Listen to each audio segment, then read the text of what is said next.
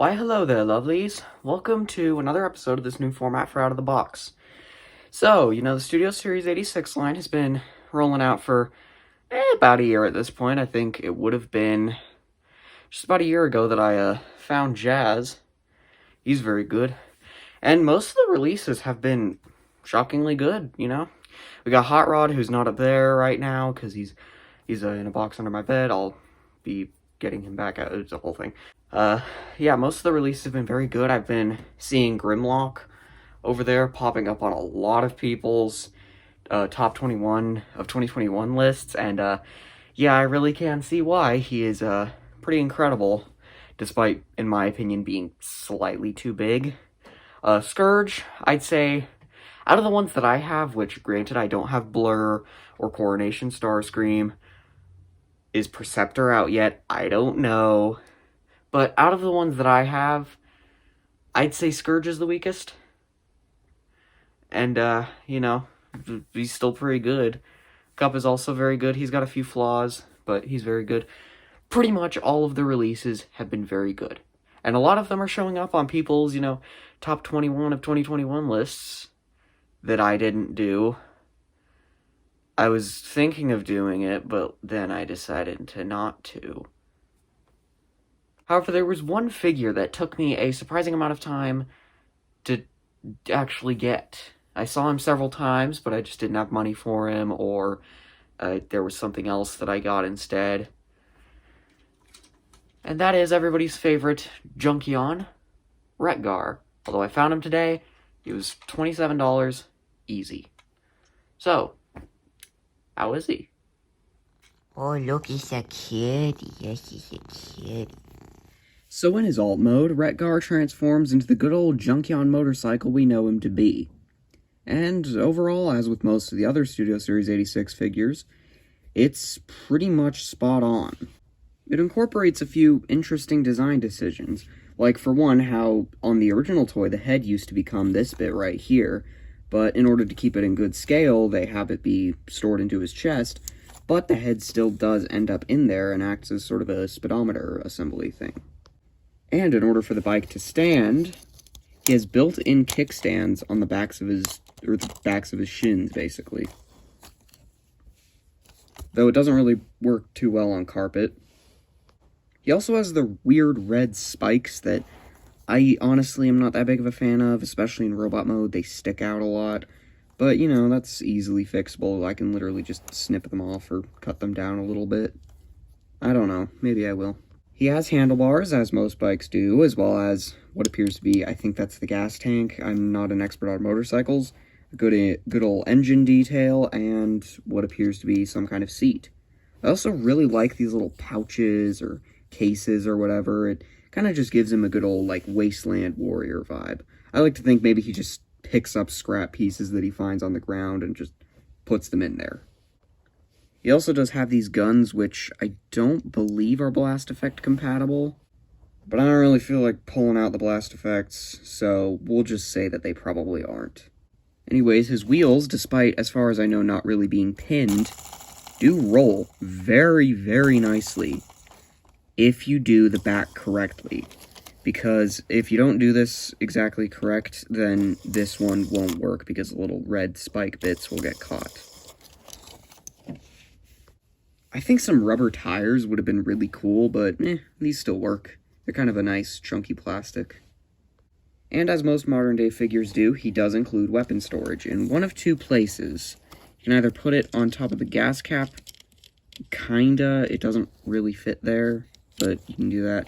But what you're more supposed to do is put it back here, and I guess it's like a propeller now.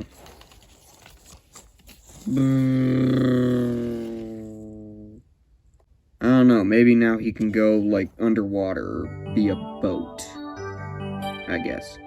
But it's not like you really need to put the accessory on there to be good for the thing to be good. And to address the elephant in the room that y'all are probably wondering about,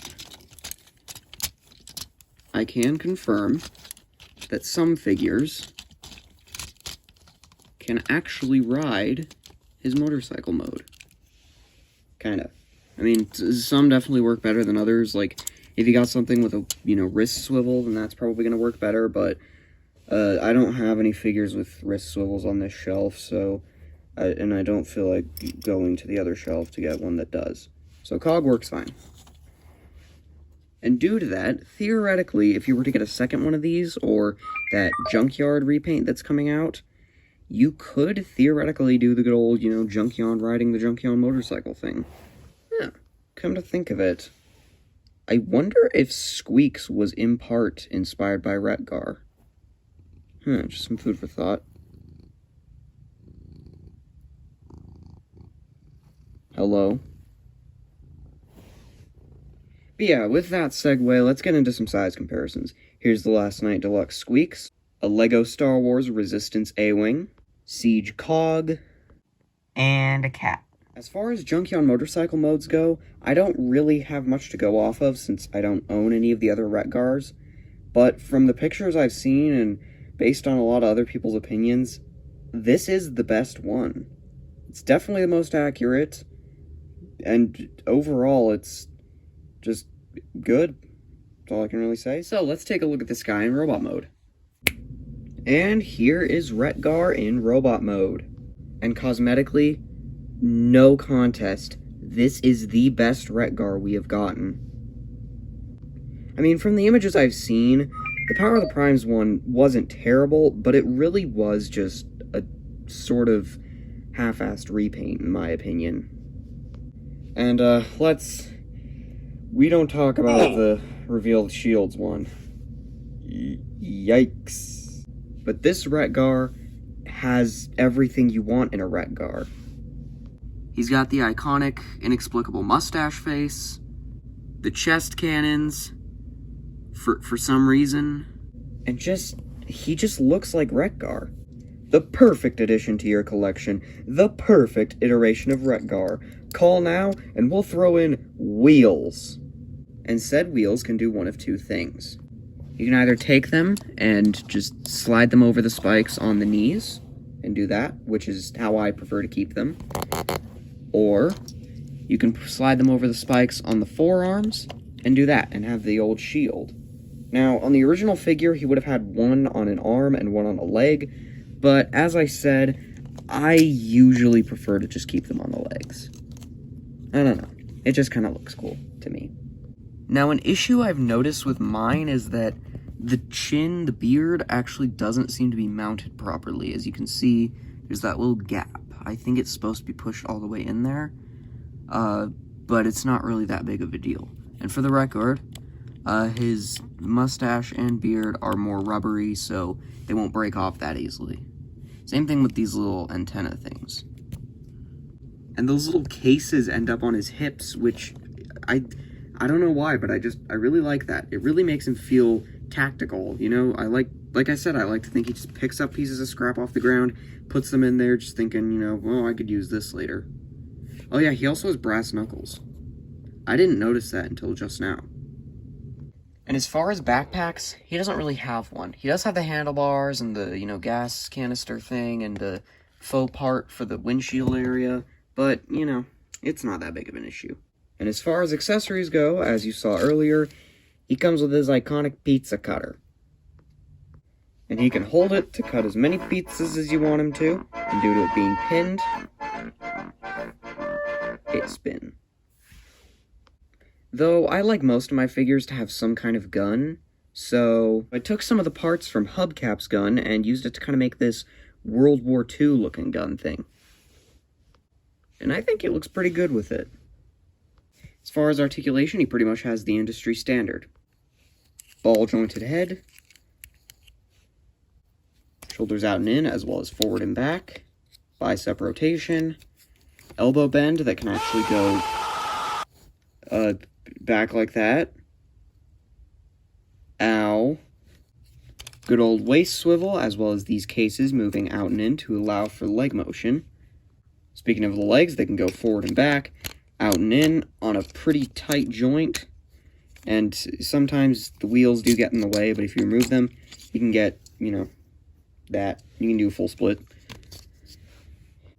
He does have a thigh swivel, thankfully, as well as a knee joint that, again, can do that.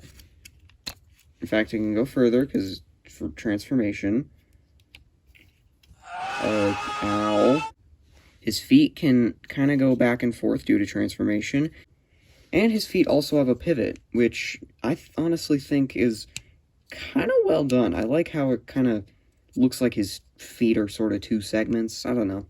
I just think it's cool.